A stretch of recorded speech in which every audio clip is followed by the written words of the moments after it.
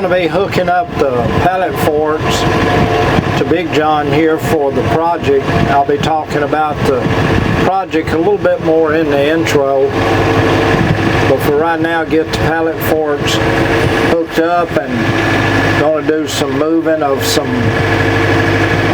wood, some of these IBC totes to get ready for a future project, an announcement that I've got coming in addition to the farm. I'll be talking about that in a later video, but for right now, get the pallet forks hooked up, move some of these pallets out, move some of the IBC totes.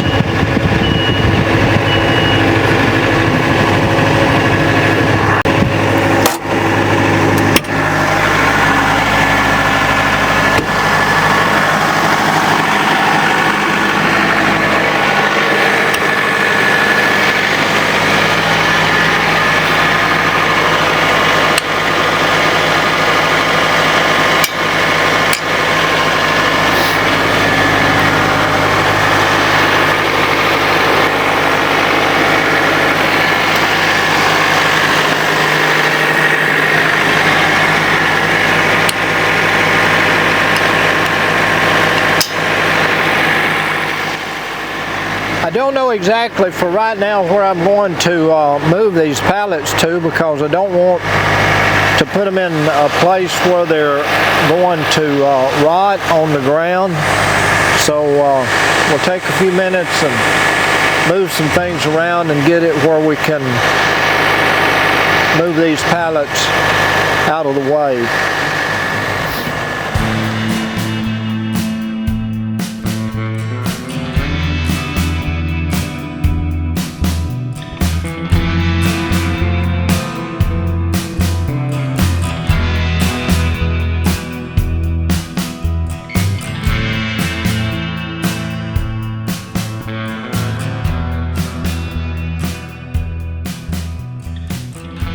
Hello everyone, Larry back with you again, and what I am working on today, a few months back, and you've probably seen if you follow our channel, you probably saw on a previous video, we had this Generac whole house generator installed, and I plumbed it to propane. And the situation is I've got a 120 gallon propane tank, which, as you know, or may not know, you never fill one of those tanks to full capacity. You usually fill them to about 80%. So assuming that we're at, let's just say we've got 80 gallons in there. This generator, and I'll use the term gas mileage. The gas mileage for this generator, or the consumption of the gas for this generator, is about 2 gallons an hour. So at that rate, if we got 80 gallon in the tank, then we can run about 40 hours. So what that means is just a little under 2 full days without having the truck to come and refill my tank.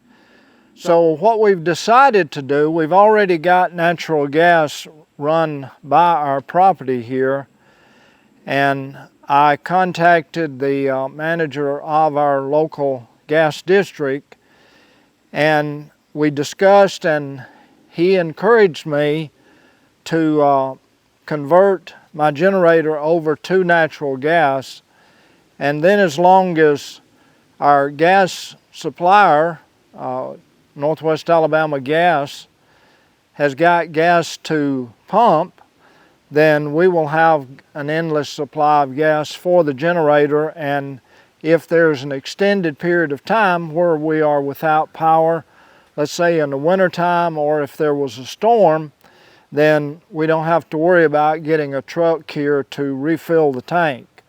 So that all having been said, They're coming next week to run a gas line over and set a, you may not be able to see it, but here's the little flag where they'll be setting the gas meter, and it'll be right here adjacent to, and they're going to hook up the generator to natural gas and make that conversion necessary from propane to natural gas.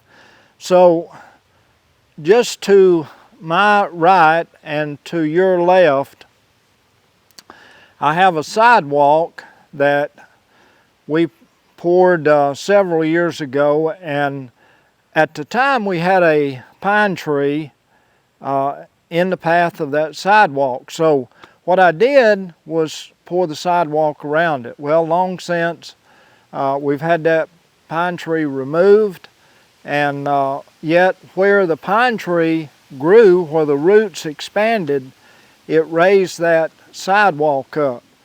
So I had been planning this for some time, and this gives me a good excuse to go ahead and get to that project. I'm going to, we poured this in sections, and I'm going to attempt to lift those two sections of sidewalk out of place, and while they're removed, the gas company can run their trencher down here and trench in to bring the gas service for the generator. And then I plan to level this back up and hopefully get our sidewalk back level, even though it takes us a little detour around where that tree was. I'll probably just fill that area in with a little more cement once I get this back in place. So that's what I'm working on today, and I want to thank you for joining us here on St. Nick's Farms. If you like the video, be sure to give us a thumbs up. Don't forget to share it with a friend. And as always, if you're new to the channel, please don't forget to subscribe. I really do appreciate that. So right after the intro, we'll be right back, and we'll hopefully get started with this project.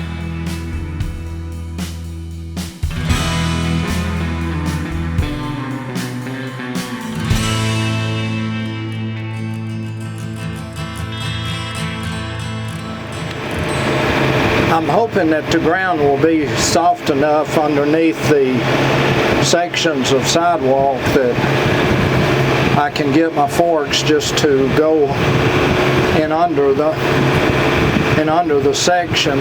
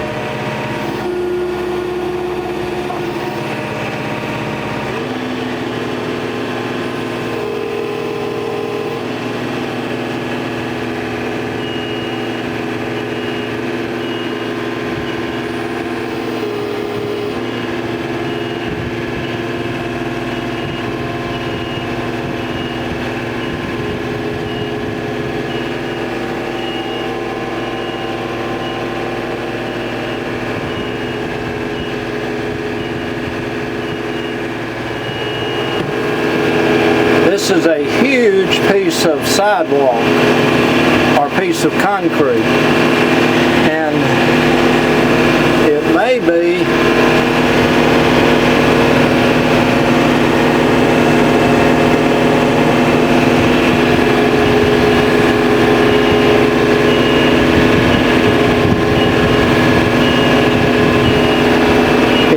that pouring a new section may be the most sensible thing to do.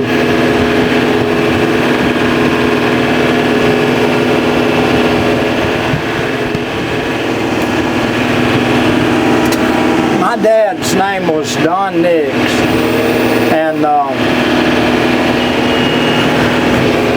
Dad, when he was building something, if 2 nails would hold something, he thought that 4 would hold it even better. And when I do something, Jenny usually refers to me as Don Nix, because what I've noticed is that for some reason I've driven a piece of 5/8" rebar into the ground, and it may have been to keep that from shifting, I don't know. But anyway,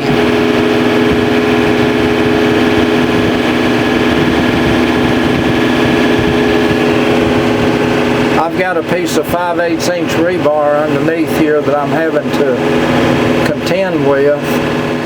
So I am really thinking that the most sensible thing to do is to haul this old section of sidewalk down out of the way somewhere, because I am almost certain that there's going to be one of those sections of rebar underneath this section of sidewalk, just like there was under that one. So we'll see here, and the more I think about this, the more I'm thinking that we're just gonna haul this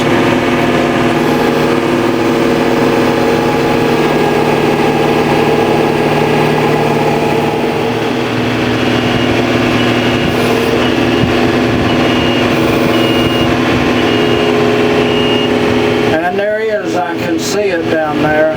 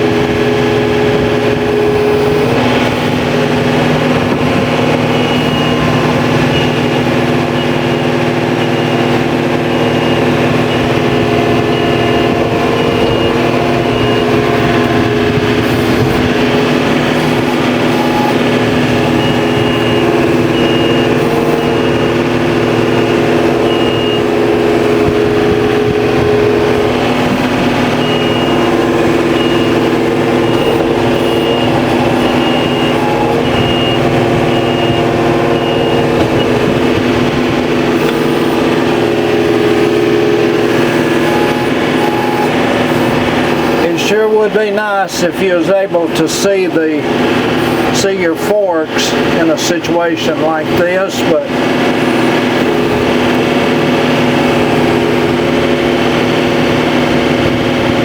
because of the framework, you're unable to see them.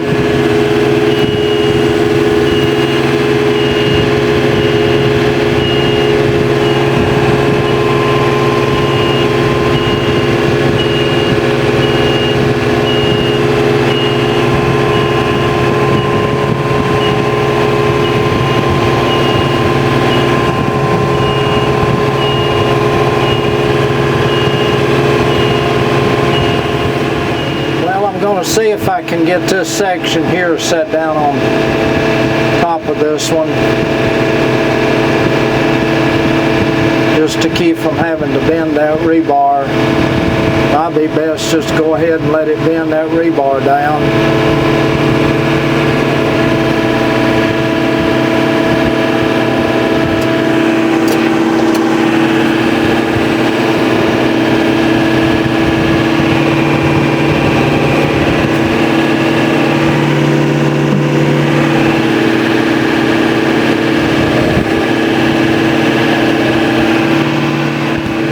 Make sure it wasn't running into anything, so let's see now if we can get this on up here and get it set out on top of this one.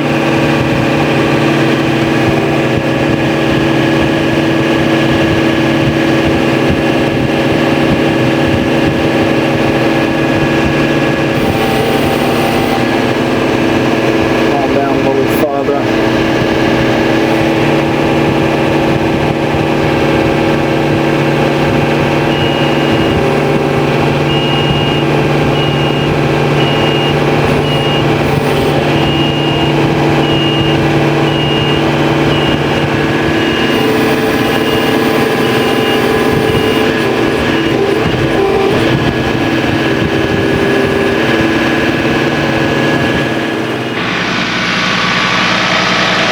This is why I was using the comparison with my dad a few minutes ago.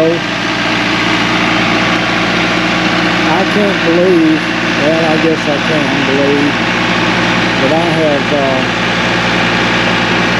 poured that much concrete for this sidewalk, and you can see here 5/8" rebar, and that's about a foot thick right there. Again, I don't know exactly what I had in mind, other than I just was not planning on that to move. So I think if nothing changes my mind, those pieces will just go down to my junk pile, or either I may dig a hole and bury them somewhere and try to just eliminate those off the property here. So there you have it. As far as Jimmy's going to call me Don, because if 4 inches would get by as far as the concrete, then 12 would be 3 times as good.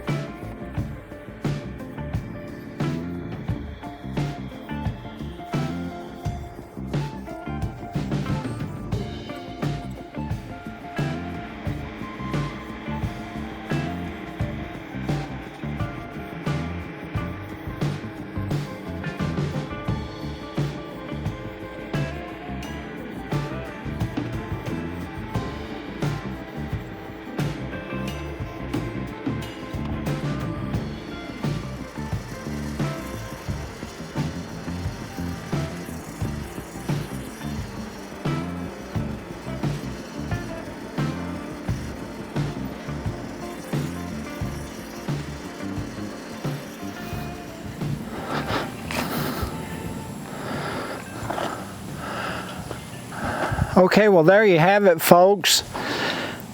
I've got the 2 pieces of old sidewalk out of the way.